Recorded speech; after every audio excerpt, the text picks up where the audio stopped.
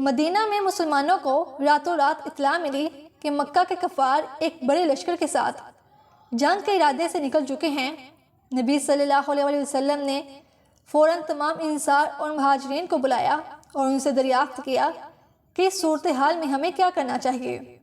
مسلمان آپس میں گفتگو کرنے لگے اور تھوڑی دیر بعد اصحاب میں ایک شخص کھڑے ہوئے جن کا نام مقداد تھا۔ مقداد نے بلند آواز اور باہمت ہو کر کہا، اے اللہ کے رسول، جہاں اللہ نے آپ کو جانے کا حکم دیا ہے اسی طرف تشریف لے چلیں۔ ہم موسیٰ کی قوم نہیں ہیں جنہوں نے اپنے نبی سے کہا تھا تم اور تمہارا رب جان لے کر لڑو، ہم تو یہیں بیٹھے رہیں گے۔ ہم تو یہ کہیں گے کہ چلیں اور جنگ کریں، ہم آپ کے شانہ بشانہ لڑیں گے اور اپنی جانیں قربان کر دیں گے۔ ایک ہجری کا سال تھا۔ کفار مکہ کے ظلم و ستم سے تنگ آ کر حضور پاک صلی اللہ علیہ وسلم اور آپ کے ساتھی یثرب یعنی مدینہ میں آباد ہو چکے تھے۔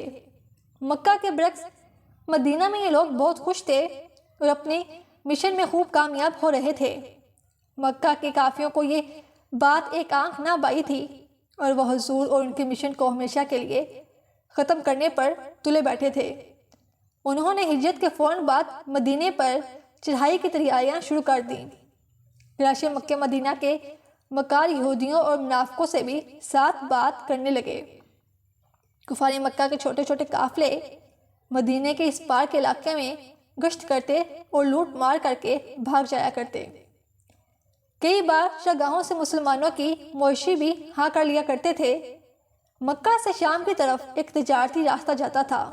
اس راستے سے عرب کے تمام قبیلے تجارتی سفر کے لیے شام جایا کرتے تھے، لیکن یہ راستہ مدینہ سے ہو کر گزرتا تھا۔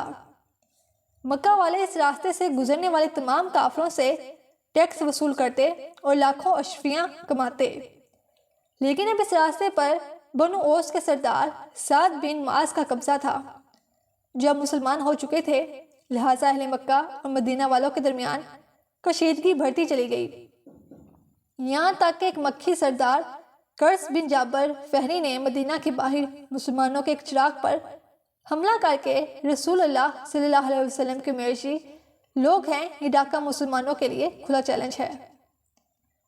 12 رمضان کو مکہ کے تمام سردار ایک جگہ جمع ہوئے تھے۔ شیبہ امیہ کے ابو جہل اور تمام سردار ان ابو سفیان کی سرکردگی میں 950 افراد کو لے کر مدینہ کی طرف جانے لگ پڑے۔ پہلے مکہ نے فیصلہ کیا کہ مسلمانوں کو ہمیشہ کے لیے کام ختم کر کے مکہ واپس آئے۔ پورے پاک کو قریش کے صحابہ سے اسلام، میرا صحابہ اکرام کے ساتھ مدینہ سے عبداللہ جہاں زمانہ جاہلیت میں میلہ لگا کرتا تھا مسلمانوں کا لشکر جانا تھا۔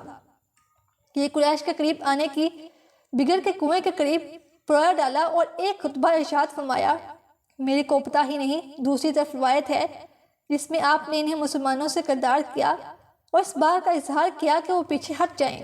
دوسری طرف مسلمان سے دعا کرتے رہے کہ حق کا یہ موتی زمین پر باقی بچا رہے تاکہ واحد خدا کی عبادت ہوتی رہے اور اللہ مشرکین پر مومنین کو فتح نصیب فرمائے۔ میدان میں ہم نے سامنے آ کر اور لشکر کی سب آرائی کی گئی۔ کفار کی تعداد تقریباً 1000 جبکہ مسلمانوں کی تعداد صرف 313 تھی۔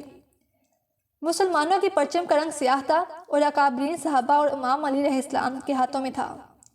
قریشی لشکر غرور تکبر میں اور مسلمانوں اور خصوصاً بنو ہاشم کے خلاف مسلمانوں کے لیے آزمائش کا وقت اور مسلمانوں سے تعداد میں 3 گنا زیادہ تھے اور ہتھیاروں سے لیس تھے، جبکہ مسلمان کمزور تھے، تعداد میں کم تھے اور گھوڑوں اور ہتھیاروں کی بھی کافی کمی تھی۔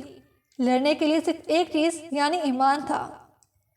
یاد رکھنا کہ جنگی طریقہ یہ تھا کہ جنگ سے پہلے لشکر کے نامور بہادر آپس میں دو ہاتھ کرتے تاکہ سپاہیوں میں لڑائی کے جذبے مارا جائے۔ لہٰذا قریش مکہ کی طرف سے بنو امیہ سے عتبہ بن ربیعہ، اس کا بھائی شیبہ اور بیٹا ولید شامی ہو، اور مسلمانوں کو معذرت دی 3 انصاری صحابی سامنے آئے، لیکن انہوں نے کہا یہ کہہ کر مقابلے سے انکار کر دیا کہ یہ ہمارے ہم پلہ نہیں ہیں، اور امام علی مقابلے کے لیے نکلے۔ مقابلہ شروع ہوا اور چند لمحوں میں ہی حمزہ رضی اللہ عنہ نے شیبہ کو جہنم واصل کر دیا۔ ولید امام علی کے ذوالفقار کے نیچے آ گئے اور حضرت عبدہ نے اتباع پر بھرپور وار کیا، جس سے دونوں زخمی ہو کر گر پڑے۔ لہٰذا امام علی آگے بڑھے اور لبیک کر کے اس پر وار کیا کہ اس کا کام بھی تمام ہو گیا۔ قریش کے بہادروں کا یہ انجام دیکھ کر کفار کے قدم ڈگمگانے لگے اور اسلامی لشکر میں جوش، جہاد اور تکبیر کی آوازیں بلند ہونے لگی اور مسلمانوں کے حوصلے بھر گئے۔ اب جنگ کا آغاز ہوا، دونوں لشکر ایک دوسرے پر ٹوٹ پڑے۔ جلد ہی مسلمان کفار پر غالب آنے لگے۔ کفار کے لشکر تہی دیر ہونے لگے اور ایک ایک قریش کے تمام سردار قتل ہونے لگے، جس سے دشمن کے پاؤں اکھڑ گئے۔ میدان بدر خوب گرم ہو چکا تھا۔ قریش کے مغرور سردار کے اعضاء کٹ کر بکھر رہے تھے اور مسلمان خوب جوش ایمانی سے وار پر وار کر رہے تھے۔ آخر نتیجہ یہ نکلا کہ کفار مکہ پیٹ پر مکہ کی طرف بھاگنے لگے۔ مسلمانوں کو عظیم الشان فتح نصیب ہوئی۔ مسلمانوں کے 13 مجاہدین شہید ہوئے، جبکہ قریش مکہ کے 70 آدمی قتل کیے گئے اور 70 کے قریب قیدی بنا لیے گئے۔ غزوہ بدر کو 1400 سال بیت چکے ہیں، لیکن اس کی یاد آج بھی مسلمانوں کی ایمان کو تازہ کر دیتی ہے۔ صدیوں بعد آج بھی مقام بدر کفار مکہ شکست، فاش اور مسلمانوں کے فتح و کامرانی کی گواہی دیتا ہے۔ میدان بدر میں آنے والے قریشی لشکر کی حالت یہ تھی کہ وہ اکڑتا ہوا اور لوگوں کو نمائش کرتا ہوا بڑھ رہا تھا۔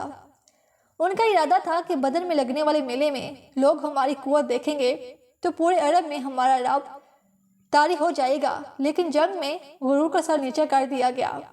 مدینہ میں بنو گوشت اور بنو خدریج قبائل کے بہت سے لوگوں نے ابھی تک اسلام قبول نہیں کیا تھا اور وہ ہوا کا روپ دیکھ رہے تھے۔ 313 کے ہاتھوں 1000 قریشی سرداروں کی شکست نے ان پر لاتمنوا، توجزہ اور ملک کی قوت کے کھوٹلے پن کو واضح کر دیا۔